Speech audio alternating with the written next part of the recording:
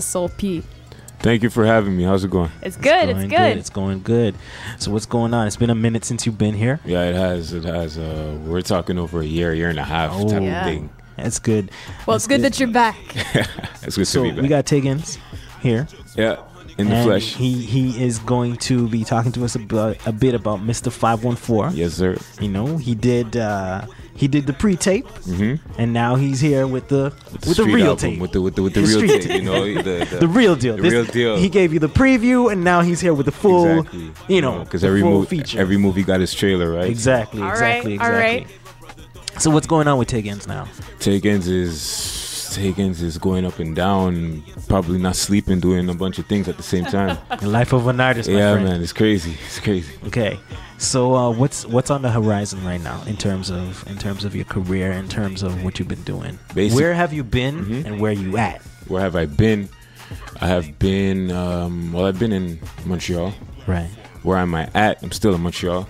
Right. But with upon releasing this project and then just gradually hiring up the echelon of my music, I'm just solidifying myself locally and then expanding, regionally. Okay. And then what about artistically? How have you grown in the past year? I believe I have. Honestly, what I'm about to release now, I've been working on it for 2 years. The pre-tape was launched almost 2 years ago. Right. Back in December 1st. Yeah, I launched it the day after my birthday. My birthday is November 30th. Right. So this is almost 2 years, a 2-year window. And what I have releasing now is actually a retouch, because I probably had like 4 different draft CDs before this one. And and it's like over time I kept writing, I kept learning, I kept going back to the drawing board, trying to figure out how to do things differently, based on what people are dropping locally as well. I don't want to sound like the next person, so I'm going back to the drawing board again. When I'm thinking I'm ready to drop, I'm like, nah, I gotta touch it again. Then it's like I'm hearing different beats, and I'm just hearing different type of styles and things like that. I'm experiencing life at the same time. Yeah. Which helps you write better and come with better quality and content and everything. So I feel I have grown a lot just based on living, based on recording and rewriting and everything, So what's the difference between the pre-tape from before and what you just put out now? The pre-tape was the pre-tape is a mixtape. It's the definition of a mixtape. Half of it was 11 joints. Half of it was original songs, and the other half was more or less covers. Covers of actual songs, or I just do freestyles on a few beats, on a few industry beats. This one, I call it a street album because I basically treated it like it was an album. Only difference is that it's not being distributed in HMV or Music World or things like that yet. So what have been some of your influences over the years, like musically? Musically, I started writing at 11. Right. And my influence then was Eminem. Okay. Eminem, because when I was 11, this is almost 10 years ago, Eminem had just came out with the Real Slim Shady and all these things like that. Right. And he's creating a bunch of ruckus in the game, and at that time I was just writing as just to try things out, it was a little getaway to escape life, because my childhood wasn't like golden or anything like that, so just a way to escape from even though you're a kid, you don't really have troubles, but whatever little troubles you have, right, you want to escape from it. Right. So then I started recording at 13, and me and Ski right here, we started recording when I was 13 and he was still younger, but we were just recording from there. And then I was basically influences, so you can name major influences from then until now. Yeah. Is Eminem, 50 Cent. I would, like a lot of people say Tupac and Biggie. Tupac and Biggie are there, but it's not like they weren't the main force, but I still go back every now and then just to hear how it sounded back in the days. Nas, for sure, lyrically, especially with the putting lyrics together. Nas, Lupe. Over the years, new artists came out. Recently, it's been more J. Cole. Recently, I've been heavily influenced by Adele. The last year and a half, 2 years, I've just been listening to her, and it's like... What about Adele has inspired you, influenced you? Just making sure your content is golden.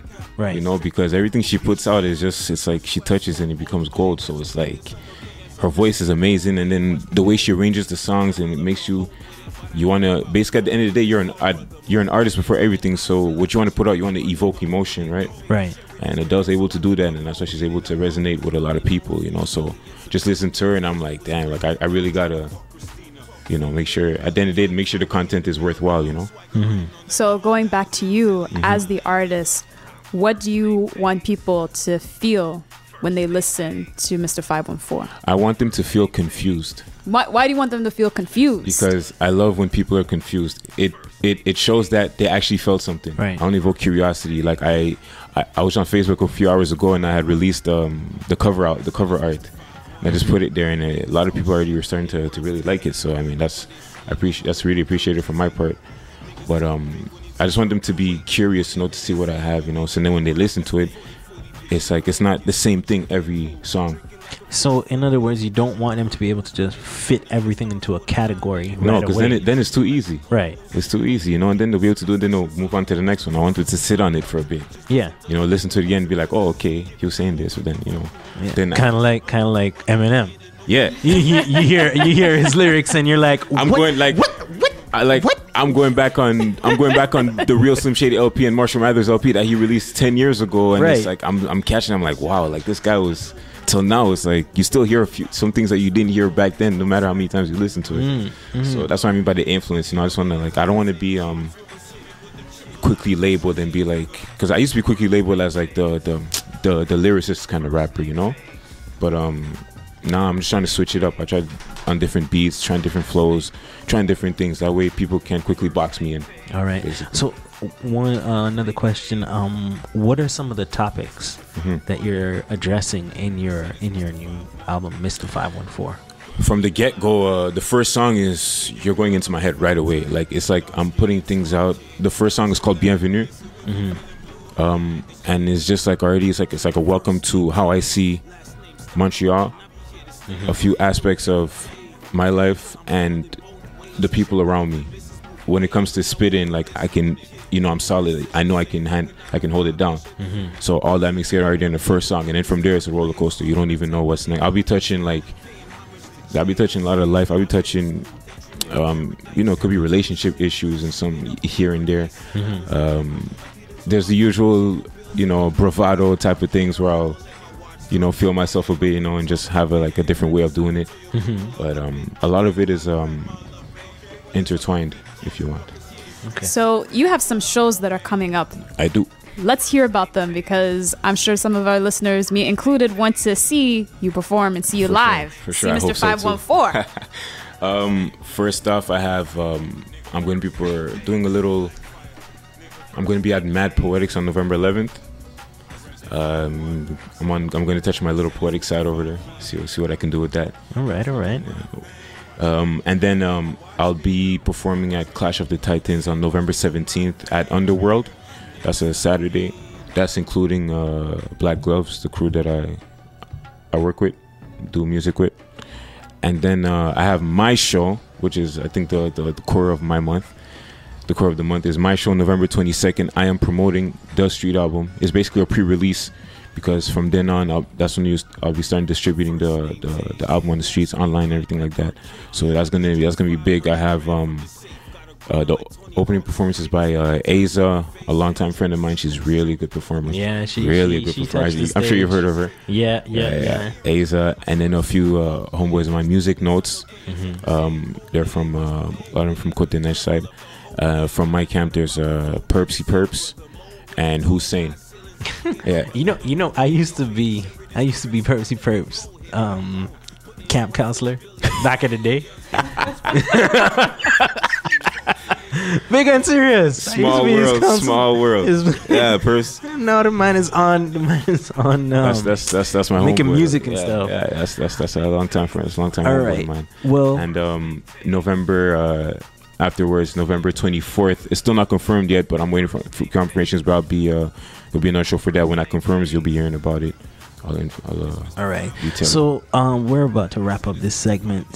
Thank you very much for coming out. Thank you for having me. Tell the people where they can find you.